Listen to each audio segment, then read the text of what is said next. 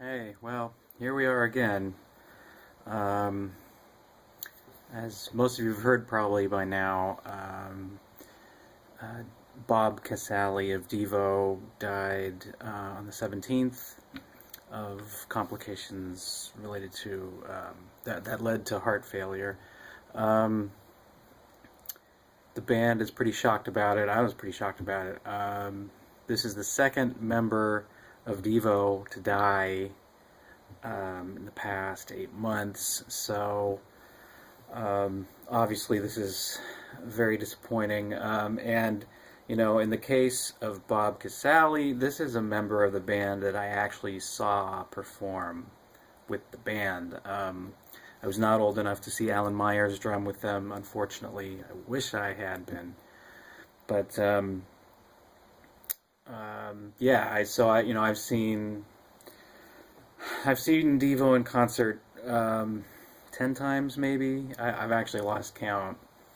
Um, and Bob, for those who don't know, Bob had played with the band pretty much, for its entirety um, since the early 70s. Um, Bob, in some ways, is the secret weapon of this band because he could do a couple of different things. He played guitar, he played keyboards, he sang backup vocals, but some people probably don't know, or a lot of people probably don't know that he also engineered all of the albums starting from Shout on. Um, so yeah, he really brought a lot to the band and was very quiet about it and was sort of content to be just sort of the journeyman musician with these guys. If you've seen him in interviews, you know that he's very soft spoken. There's a half-hour interview with QTV that was done a couple of years ago with Bob and Jerry Casale, which is really interesting to watch. It's quite good. And the host tries to engage Bob a couple of times and directs questions at him. So that I always thought that was kind of nice when I watched that, because he's not somebody that you get to see talk very often. There's also some interview clips from the South by Southwest conference. I think it was around the same time, maybe a little bit before. And Bob is interviewed, and he's just very refreshingly candid and just sort of casual. And this is sort of reinforced by things that the other members of the band are saying. Jerry said that Bob was there in the trenches with me from the beginning. He was my level-headed brother, a solid performer, and talented audio engineer, always giving more than he got. And that's always the impression that I got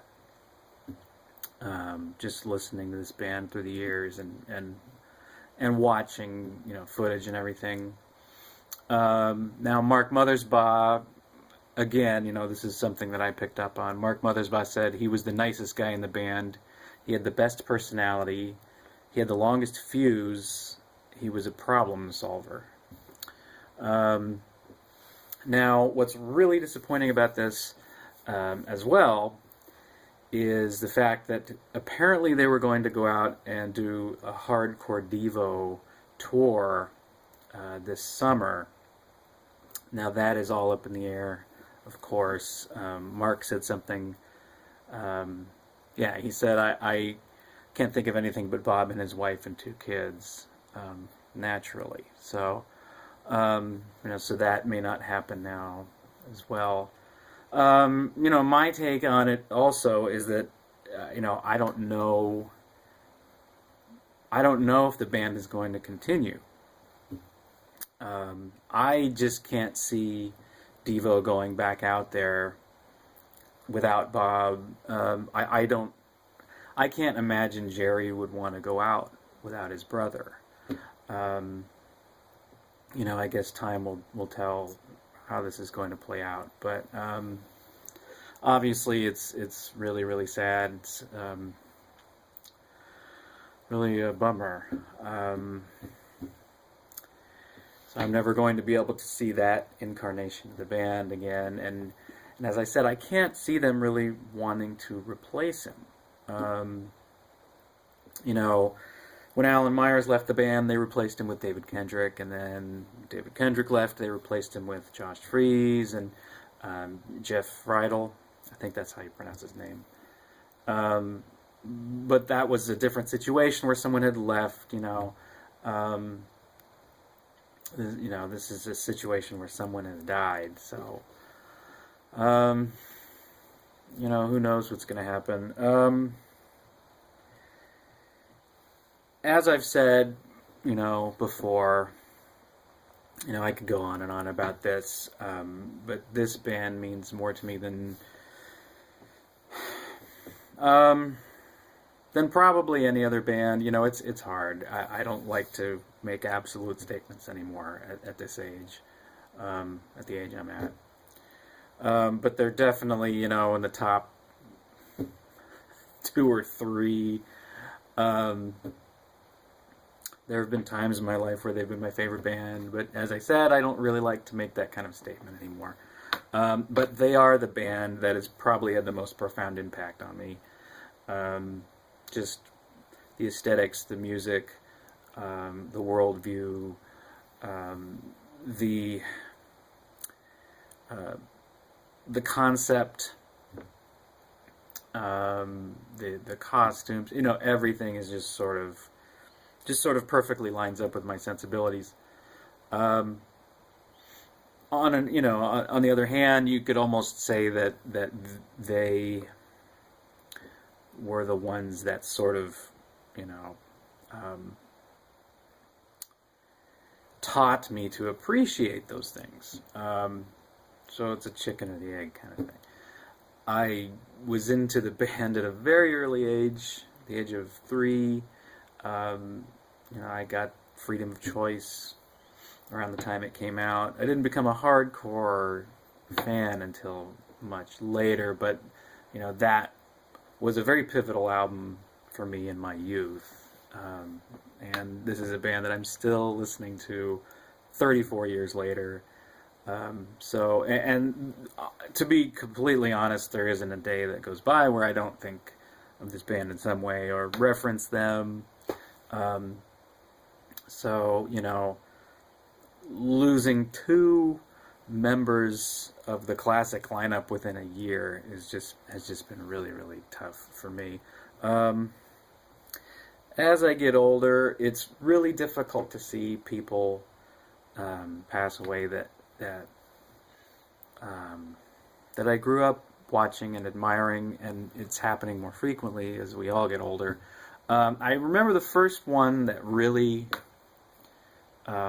just sort of threw me for a loop was Ben Orr of the Cars, and that was in 2000. He died very young of cancer, and I just remember being really shocked. I was, because, well, wait a minute, this is a guy, he's not supposed to die. That's how you feel. I grew up watching these guys. These guys were, the Cars were so big in the early to mid '80s. They were one of those bands that was everywhere, and they had a lot of hits. And they were on MTV constantly. And then you get older, and you don't think about it so much. And then wait a minute, the guy Ben Orr from the Cars, that's not supposed to happen. That's how you think. And then, 2 years after that, Joe Strummer of The Clash died, and that was another huge, disappointment. And as I said, as we get older, more and more of these people are passing away, and it's just really unfortunate and really sad.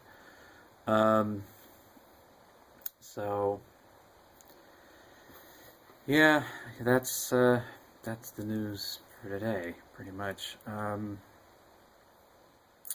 It will be interesting to see what happens from here. I don't know what the fate of the band is going to be. you know, they've kind of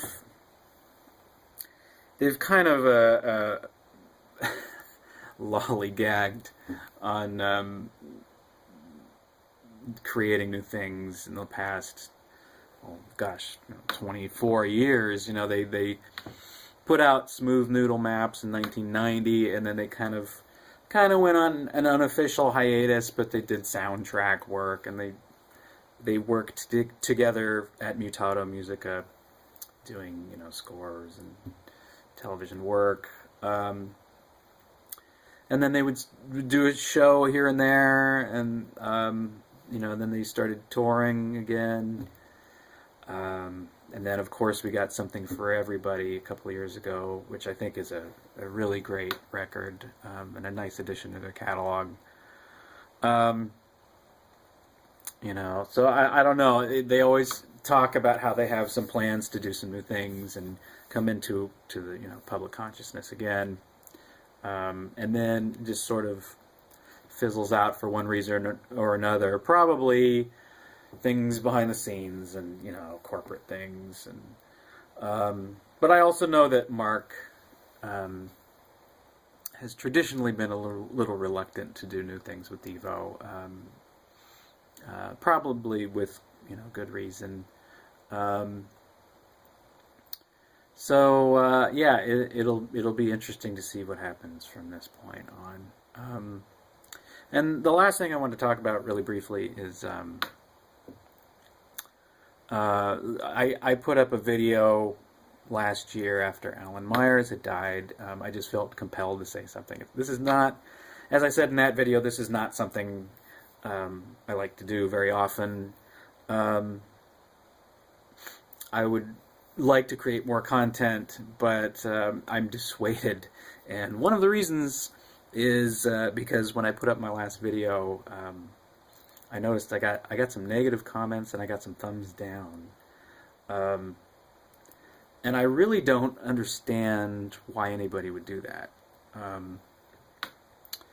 I don't understand how you can put up a tribute video to somebody who has died and get a thumbs down. Now, I understand, you know, I'm not naive. I know that there's trolls around, and I know that there's people who just love to be contrary. But that was really disappointing.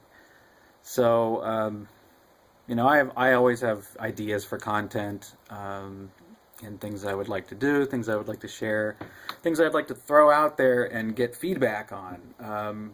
You know, music takes up so much of my my life. Thinking about it and analyzing it, appreciating it, writing about it,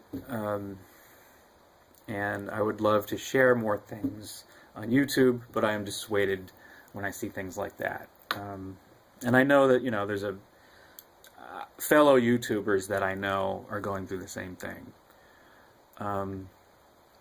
So I just wanted to throw that out there. I don't know what kind of reaction it's going to elicit. I'll probably get more thumbs down. I don't know. So yeah, I would love to put up more stuff, but I just don't know if it's worth it. So if you have an opinion on that, let me know. If you'd like to see more content, let me know. I have all kinds of things that I've actually done that probably won't see the light of day unless, you know, I know that people are listening. It's nice to know that people are watching and listening. And I did get a number of really nice comments on the last video as well.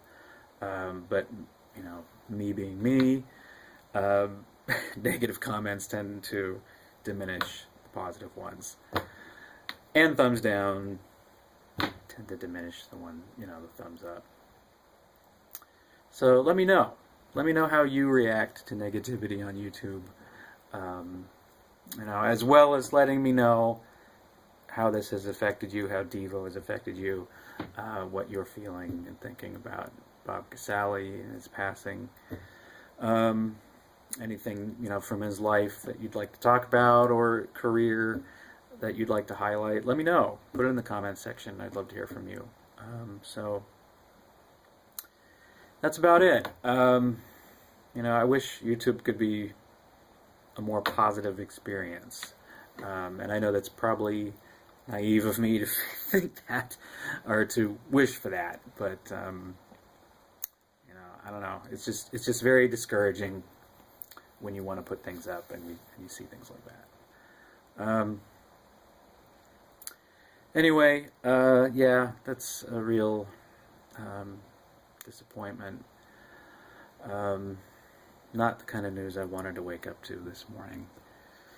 But yeah, we'll see what happens from now on, from this point on. Thank you for watching. If you've watched this, I'd love to hear from you. Leave some comments, and that's about it. Rest in peace, Bob.